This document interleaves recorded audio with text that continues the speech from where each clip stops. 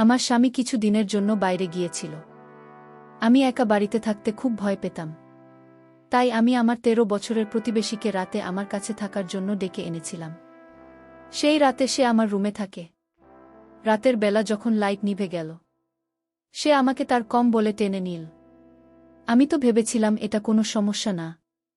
কিন্তু সেই 13 বছর বয়সী ছেলেটা গভীর রাতে হঠাৎ করে আমার সাথে এমন কিছু করল যা শুনলে তোমাদের চোখ কপালে উঠে যাবে। আমি কোনোদিন কল্পনাও করতে পারিনি সে আমার সাথে। আমার নাম সাফিয়া এবং আমি অবিবাহিত। যখনই আমি উঠোন ঝাড় দিতাম বা পানি আনতে যেতাম, 13 বছরের প্রতিবেশী আমাকে তার জানালা থেকে সবসময় ঘুরে দেখত। কিছুদিন আগে সে তার মায়ের সাথে এখানে থাকতে এসেছে। চোখের মিলনেই সম্পর্ক কোথায় যাবে আমি ভাবতেও পারিনি। একদিন আমি প্রতিবেশী ছেলে তার সাথে আলাপ করলাম। সেদিন আমি প্রথম আমার নতুন প্রতিবেশীকে দেখলাম তার বাড়ির দরজা বন্ধ করে বাইরে এল। তখন আমি তাকে বললাম, সাগর, আমার কথা বলার খুব শখ ছিল। আমার স্বামী আমাকে বাইরে যেতে দিত না। সেদিন আমার নতুন প্রতিবেশীকে দেখতে পেয়ে খুব ভাল লাগান। আমি প্রথমেই তাকে নমস্কার জানালাম এবং নিজের নাম বললাম। নমস্কার, আমি আসিমা। আপনি কি এখানে নতুন এসেছেন? সে হ্যাঁ বলল। তারপর আমি তার নাম জিজ্ঞাসা করলাম। বলল। তারপর আমি সেই ছেলেটির সাথে কথা বলার জন্য হাত বাড়ালাম। কিন্তু সে হাত বাড়াতে রাজি ছিল না। সম্ভবত তার মার কাছে ছিল। তাই তার মা বলল, তোমার আংটিকে হাই বলো। মায়ের কথায় সে হাত বাড়ালো এবং তার নাম বলল সাগর। আমি আরও কিছু কথা বলার প্রস্তুতি নিচ্ছিলাম। তখন বল, কখনো সময় পেলে কথা বলবো। এখন আমাকে বাইরে যেতে হবে। তারপর আমি বিদায় জানিয়ে বাড়ি ফিরে এলাম। পরের দিন সকালে আমি পোহা তৈরি করেছিলাম। আমি ইচ্ছে করে বেশি পোহা বানিয়েছিলাম। আমার স্বামী অফিসে যাওয়ার পর আমি এক টিফিন পোহা ভরে প্রিয়াঙ্কাজি বাড়িতে গেলাম। আমি কথা বলতে খুব পছন্দ করতাম এবং কলোনের অন্যান্য মহিলারা চাকরি করত। ফলে তাদের সাথে কথা বলা সম্ভব হতো না। সারাদিন আমি বাড়িতে একা থাকতাম। কিন্তু এখন আমার নতুন প্রতিবেশী ছিল হাতে পোহা নিয়ে। প্রিয়াঙ্কাদের বাড়ির ঘটি বাজালাম। আমাকে দেখে কিছুটা অবাক হলেন। আমি বললাম, গুড মর্নিং প্রিয়াঙ্কাজি, আমি আপনার জন্য নাস্তা নিয়ে এসেছি।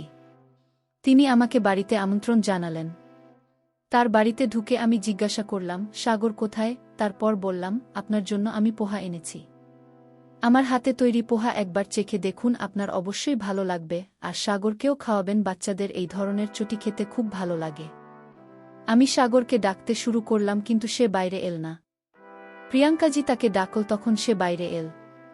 আমি বাচ্চাদের খুব ভালোবাসতাম। সাগর তার মায়ের পাশে বসেছিল।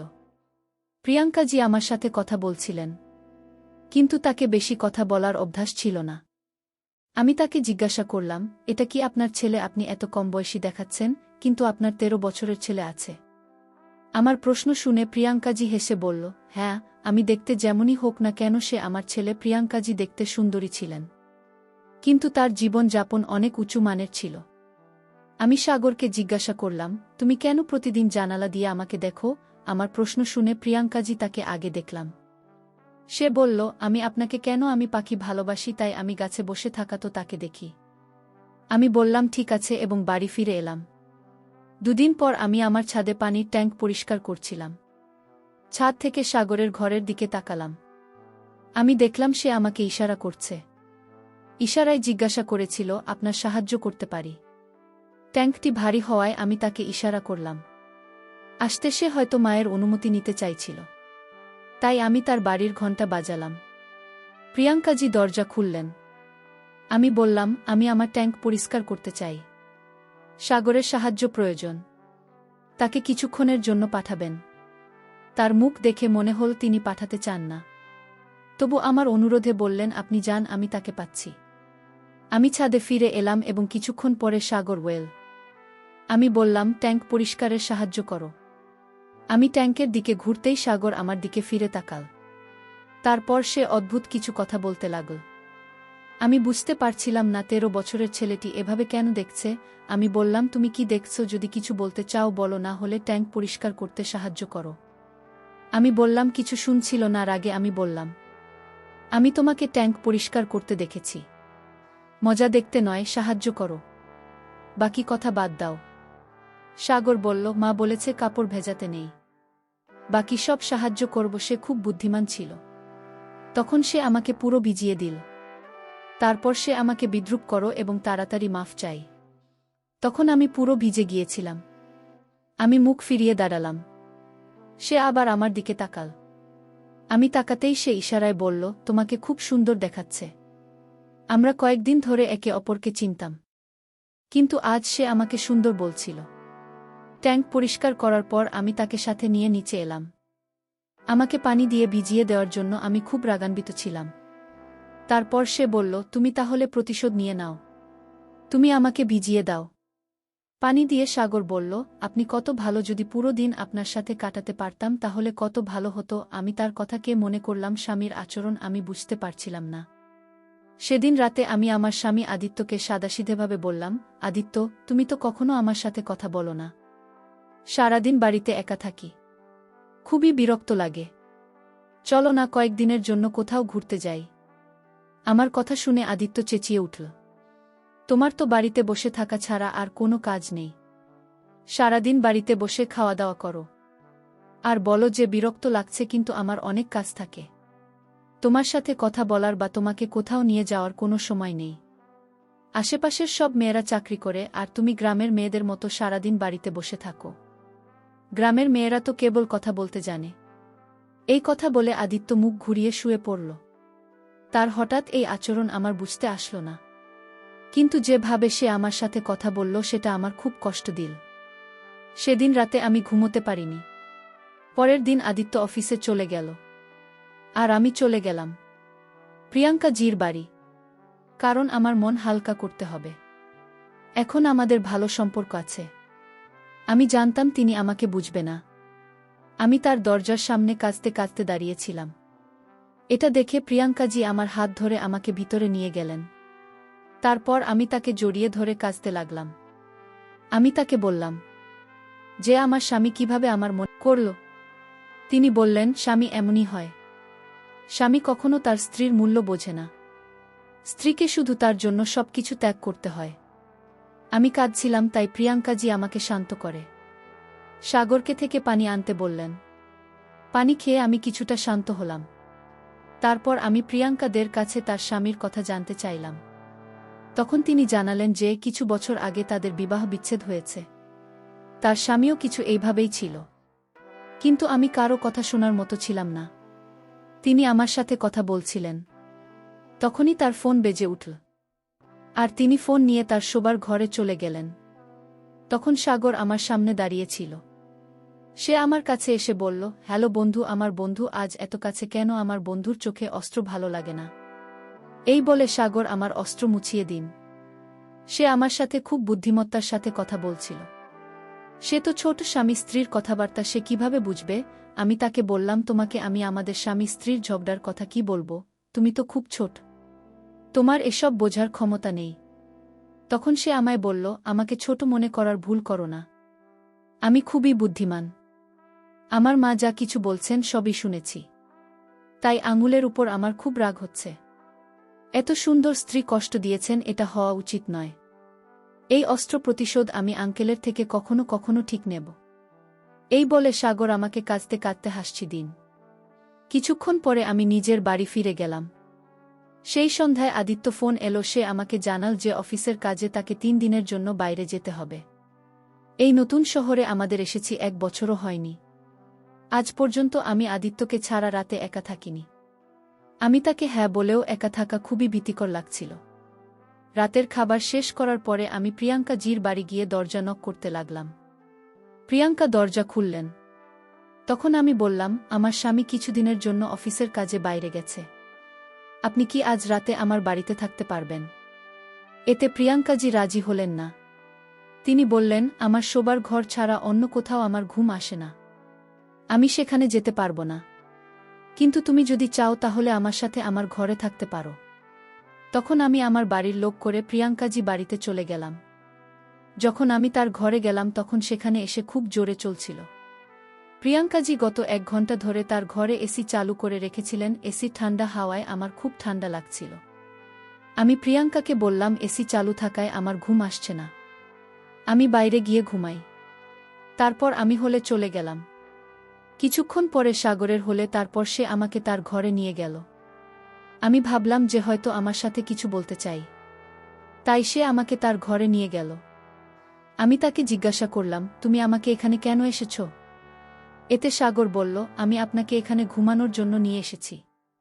বাইরের সোফায় আপনার ঘুম আসবে না। আমি আমার বন্ধুর কোনো ধরনের অসুবিধা সহ্য করতে পারব না। এই বলে সাগর আমাকে তার ঘরে ঘুমানোর অনুরোধ করল। তারপর আমি তার পাশে তার বিছানায় শুয়ে পড়লাম। আমি শুয়ে পড়ার 7-8 মিনিট হয়নি, সাগর তার চাদর আমার উপর দিয়ে দিন। সে আমাকে তার চাদরে নিয়ে নিয়েছিল। তার এই আচরণ আমার একদম ভালো লাগছে না। আমি সেই চাদর থেকে বের হওয়ার চেষ্টা করছিলাম, কিন্তু সে আমাকে বের হতে দিচ্ছিল না। তখনই হঠাৎ প্রিয়াঙ্কাজি সেই ঘরে এসেছিলেন।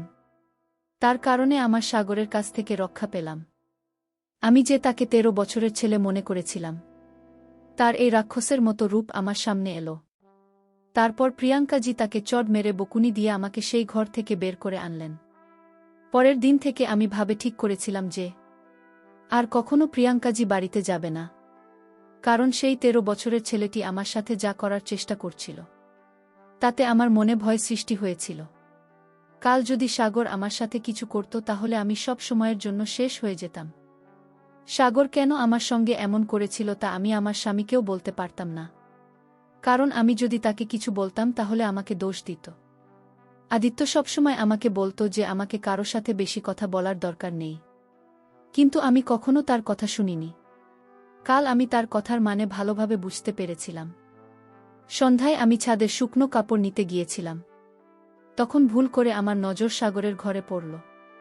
আমি দেখলাম সে আমাকে দেখে কান ধরে ক্ষমা চাইছে।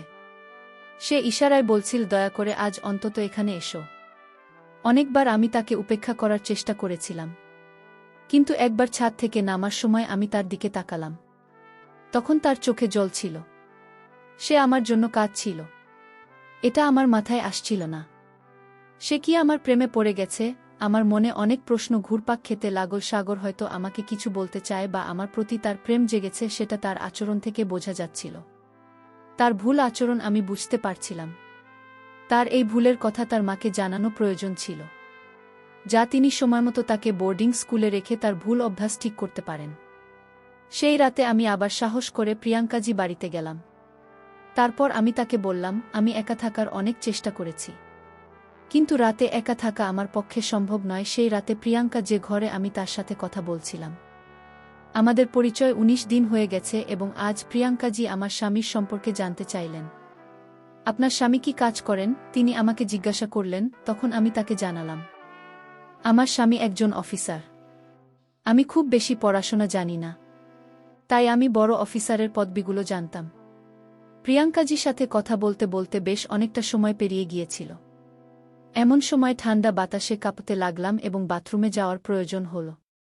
প্রিয়াঙ্কা যখন তার ঘরের বাথরুমে ঢুকলেন, আর আমিও বাইরের বাথরুমে যেতে চাইছিলাম। আমি বাথরুমে ঢুকে দরজা বন্ধ করার সময় হঠাৎ সাগর ঢুকে পড়ল। তার এই আচরণ দেখে আমি আতঙ্কিত হয়ে পড়লাম। বাথরুমে 13 বছরের সেই ছেলেটি আমার সাথে যা করল তাতে আমি পুরোপুরি কেঁপে উঠেছিলাম। ভয়ে আমি কাঁদছিলাম। সেদিন আমি তার উদ্দেশ্য বুঝতে পারলাম। আধ ঘন্টা পর প্রিয়াঙ্কাজি বাইরে থেকে দরজা নক করছিলেন। ভয়ে সাগর দরজা খুলে দিল। প্রিয়াঙ্কাজি দরজা খুলে আমাকে ভিতরে অপ্রত্যাশিত অবস্থায় দেখতে পেলেন। তিনি আমার হাত ধরে আমাকে বাইরে নিয়ে এলেন। যখন বাইরে নিয়ে এলেন, সাগর মাথা নিচু করে দাঁড়িয়েছিল। প্রিয়াঙ্কাজি তাকে চড় মারতে যাচ্ছিলেন, কিন্তু আমি তার হাত ধরে থামালাম। সাগর তখন আমার কাছে এসে কাঁদতে কাঁদতে বলল, আমি মাকে সব বলেছি, আমাকে ক্ষমা করুন। আমি তার কথাই চমকে গিয়েছিলাম। প্রথমে যখন সে আমার মুখ চেপে ধরে আমি ভয়ে আচ্ছন্ন ছিলাম, কিন্তু পরে তার জল দেখে এবং তার কথায় আমি সত্যটা বুঝতে পারলাম। সাগর আমাকে বলেছিল প্রিয়াঙ্কাজি তাকে বন্দী করে রেখেছে। আমি তখন প্রিয়াঙ্কাকে জিজ্ঞেস করলাম, তুমি কি সাগর তুমি তার সাথে এমন কেন করছো? এমন সময় দরজায় পুলিশ এসে পৌঁছান। পুলিশকে আমি বাথরুমে থাকাকালীন ফোন করেছিলাম।